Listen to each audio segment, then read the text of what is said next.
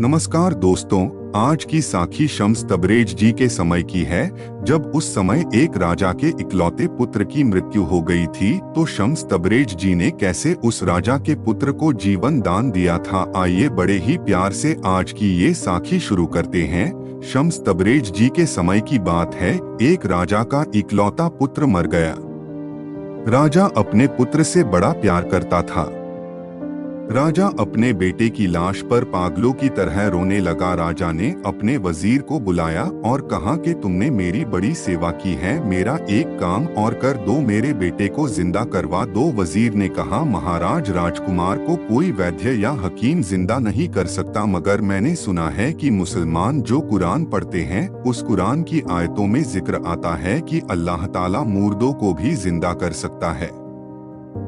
राजा ने कहा कि अभी इसी वक्त किसी ऐसे ही व्यक्ति को बुलाकर लाओ जो मेरे पुत्र को जीवित कर सके। तो वजीर ने कहा, महाराज, वो मुसलमान है मगर आप नहीं। राजा ने वजीर की बात को काटते हुए कहा, तो क्या हुआ?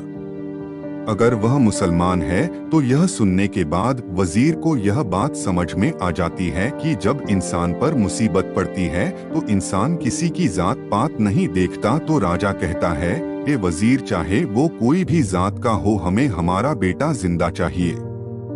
वजीर ने शहर के सब काजी, फकीर और दरवेशों को राजा के महल आने के लिए कहा। दूसरे दिन सब फकीर दरवेश राजा के दरबार में इकट्ठे हो गए।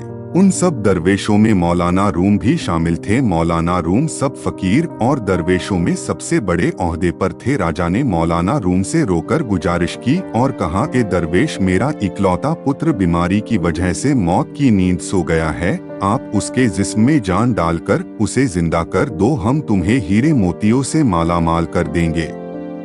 मौलाना रूम ने कहा, महाराज, हम सब दरवेश हैं, फकीर हैं, हमें दौलत का कोई लालच नहीं है, मगर सच यह है कि हम आपके बेटे को जिंदा नहीं कर सकते।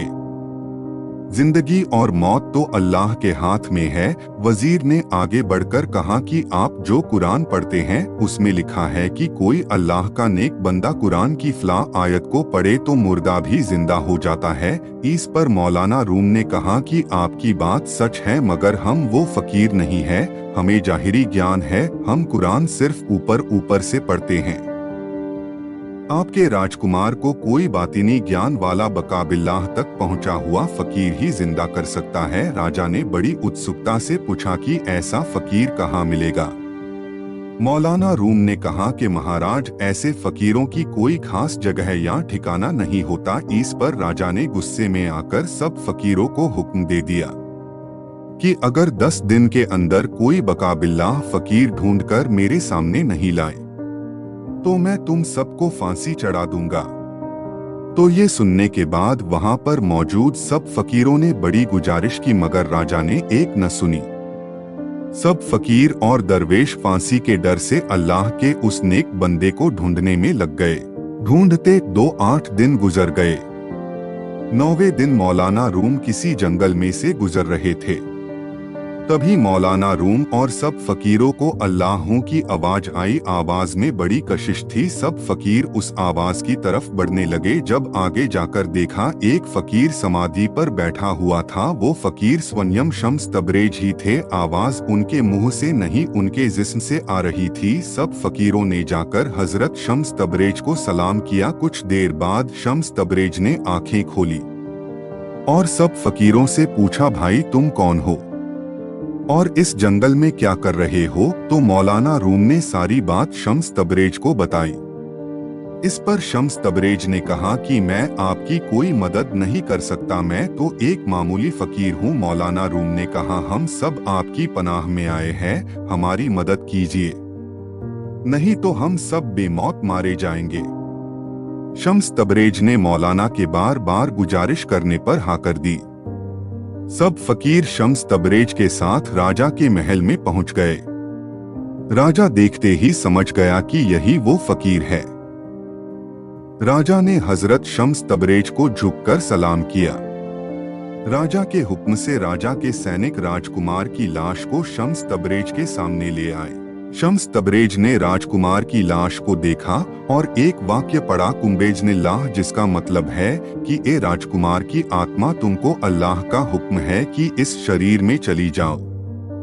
मगर कुछ नहीं हुआ। शम्स तबरेज ने वाक्य को फिर दोहराया मगर कुछ नहीं हुआ। फिर शम्स तबरेज ने कहा कुंबेजनी, जिसका अर्थ है कि ए राजकुमार की आत्मा, मेरा हुक्म है कि इस शरीर में आ जाओ। उसी वक्त राजकुमार का मुर्दा शरीर हरकत में आ गया। चेहरे की रौनक गुलाब के फूलों जैसी हो गई। राजकुमार उठकर खड़ा हो गया और अपने पिता के गले लग गया। राजा ने सब फकीरों को फांसी की सजा से आजाद कर दिया और शम्स तबरेज के पैरों में घिरकर उनका धन्यवाद किया। तो साध संगत जी, इस साखी से हमें यह पता चलता है कि परमात्मा का कानून सबके लिए एक है, वो किसी के लिए नहीं बदलता। लेकिन जो शब्द स्वरूप कामल मुर्शद होते हैं, वो जीवात्माओं की भलाई के लिए अपने कोटे में से बहुत कुछ दे देते हैं। कामल मुर्शद सब कुछ करने में सक्षम होते हैं और अल्लाह उनकी हर बात को पूरी करता है, क्योंकि वह उसके प्यारे होते हैं और संतों का कहा हुआ कोई बदल नहीं सकता। संत पलटू साहिब कहते हैं, पलटू लिखा नसीब का संत देत है। फिर जैसे कि अक्सर फरमाया जाता है कि परमात्मा का लिखा हुआ संत बदल सकते, लेकिन संतों का कहा हुआ कोई बदल नहीं सकता। इतना प्यार मालिक अपने भक्तों और प्यारों से करता है कि उनकी हर बात को पूरी करता है। कामिल मुर्शिद देखने में हम जैसे ही लगते हैं, लेकिन वह परमात्मा का रूप होते हैं और उसका हुक्म लेकर इस पृथ्वी पर आते और जीव आत्माओं का उद्धार करते हैं।